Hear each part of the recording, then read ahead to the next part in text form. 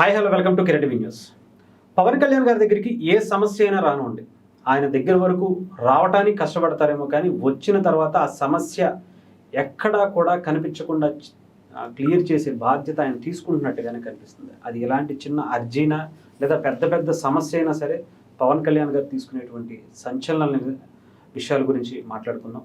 మనతో పాటు ప్రముఖ రాజకీయ సామాజిక విశ్లేషకులు చంద్ర శ్రీనివాస్ గారు ఉన్నారు. ఆయన తెలుసుకుందాం. సార్ నమస్తే. సార్, రీసెంట్గా పవన్ కళ్యాణ్ గారికి సంబంధించి చాలా ఇష్యూస్ మొదట్లో చాలా తక్కువ అంచనా వేశారు పవన్ కళ్యాణ్ గారిని.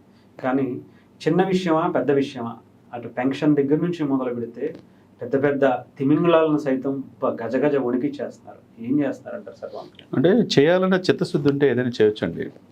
ఏ రోజు రాజకీయం కోసం పదవుల కోసం ఆయన రాలా, ప్రజల సంక్షేమం కోసం వచ్చాడు కాబట్టి ఆయన అంత ధైర్యం. ఇప్పుడు పీపుల్స్ మ్యాన్గా, ప్రజల మనిషిగా, ప్రజల ఉదయాల్లో ఉన్నాడంటే, ఎక్కడ గెలిచిన వ్యక్తి 100% స్ట్రైక్ రేట్తో ఈరోజు ఉన్నాడంటే ప్రజలకి ఇతను ఏదో చేస్తాడనే నమ్మకంతో ఆయన గెలిపించుకున్నారు. ఆయన గెలవటే కాకుండా 164 మంది ఎమ్మెల్యేలు ఓటర్లు గెలుపు. సెంట్రల్లో మోదీ గారు కూడా 3వ ప్రధానమంత్రి అవడానికి కారణమైన వ్యక్తి ఈ పొత్తు. ఆయన అనేక ఇంటర్వ్యూలో కిరణ్ టీవీలో కావచ్చు, మిగతా ఛానల్లో చేసినప్పుడు చాలామంది లేదు ఎక్కువగా పొగుడుతున్నారు పవన్ కళ్యాణ్కి, అంత లేదు, సీన్ లేదు, ఎక్కడ గెలవడని చాలామంది మనలో కూడా విమర్శించారు. అయినా కానీ ఒకటే మాట ఒకటే బాట, ఈయన రాజకీయాలు సంపూర్ణంగా మారుస్తాడు, దేశ రాజకీయాల్లో శాసిస్తాడని చెప్పాం. ఈ రోజున అది కనపడింది. ఆయన ఏది పట్టుకుంటూ వదలడు.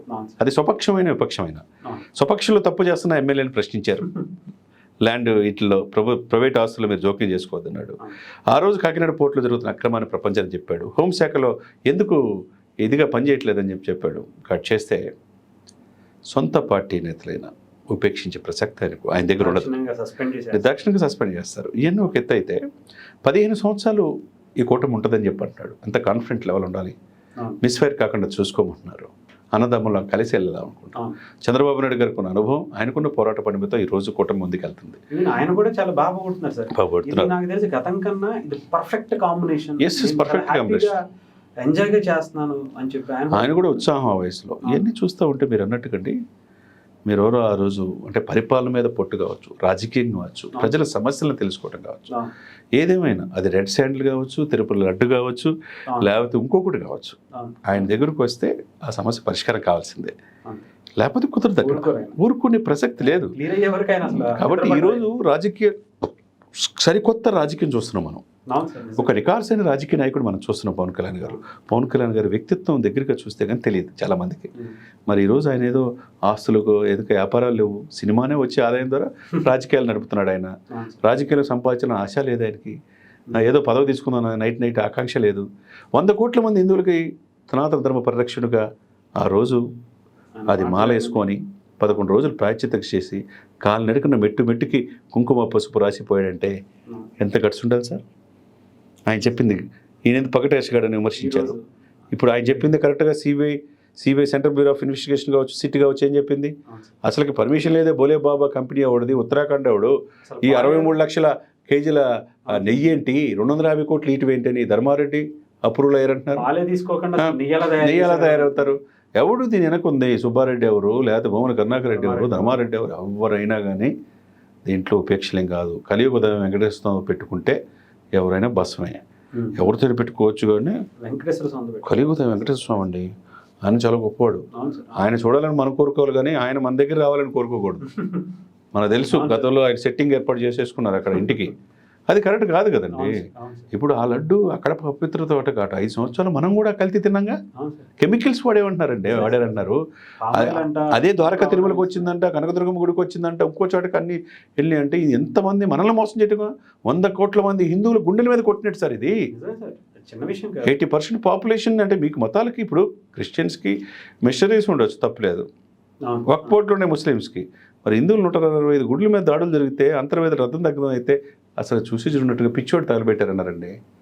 మరి అందుకనే పవన్ కళ్యాణ్ గారు ఈరోజు నేను ట్వీట్ చేసింది కూడా హిందువులకి సనాతన ధర్మ పరిరక్షణ బోర్డు ఏర్పాటు చేయాలి. వాళ్ళ మనోభావాలు కూడా ముఖ్యమైనది.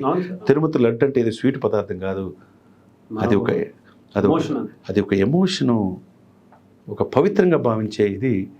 దీనికి ఇమ్మీడియట్గా ఎందుకు సనాతన ధర్మ పరిరక్షణ బోర్డు కావాలన్నాడు. డెఫినెట్గా రాబోయే రోజుల్లో పవన్ కళ్యాణ్ గారు అది కూడా సాధిస్తారు. నిజమే సార్. కాకపోతే ఇంకొకటి కూడా చాలా చూస్తున్నాం సార్. రీసెంట్గా కొంతమందికి ఇళ్ళు ఇప్పించారని, అంటే 1.5 సంవత్సరాల కాలంలోనే ఒక ఆవిడ ఎవరో రోడ్డు మీద చెత్త ఎరుకునే అన్నట్టు. ఆమెకి ఇల్లు కావాలి అని చెప్పి అడగగానే విత్ ఇన్ 6 monthsలో ఇల్లు కట్టిపించారు సార్, అర్జీ తీసుకుని. అలాగే ఇంకొక ఆమెకి రోడ్డు మీద వెళ్ళేటప్పుడు మొన్న అవనిగడ్డ వెళ్ళారు తుఫాను బాధితులు, అక్కడికి పరామర్శించడానికి అక్కడికి వెళ్తే ఎవరో ఒక ఆవిడ కారు ఆపితే అక్కడ అర్జీ తీసుకుని విత్ ఇన్ 1 weekలోనే ఆమెకి పెన్షన్ శాంక్షన్ చేయించారు. అది చేయాలని చిత్తశుద్ధి ఉండాలి సార్. ఎక్కడైనా ఏంటైనా పదవి ఉన్నా లేకపోయినా అంటే ప్రజల మనసులో ఉండాలి సార్. సమస్య ఎక్కడ ఉంటే ఆయన అక్కడ ఉంటాడు. 12,336 గ్రామాల గ్రామ సభలు పెట్టి వరల్డ్ రికార్డు సాధించాడు. 2 రాష్ట్రాలు తుఫాన్లో అతలాకుతలం అయితే చెరో రాష్ట్రానికి ₹1 ఇచ్చాడు. కౌలు రైతులకు 30 కోట్ల రూపాయలు కౌలు రైతులకు ఇచ్చినాడు. ఆయన చేయాలన్న తపన ప్రజలకి ఏదో ప్రజల గుండెలు ఇంత ఫాస్ట్గా విత్ ఇన్ 2 years కూడా కంప్లీట్ కాకముందే ఇంత ఆదర్శవంతమైన పాలకుడుగా మనం ఆయన పరిణితిని హ్యాట్సాప్ చెప్పాలి సార్. నిజమే సార్. ఏదేమైనా కానీ అలాంటి గొప్ప నాయకుడు దొరకడం అనేది ఆంధ్రప్రదేశ్ చేసుకున్నటువంటి అదృష్టంగా మనం భావించవచ్చు. Thank you sir, thank you so much.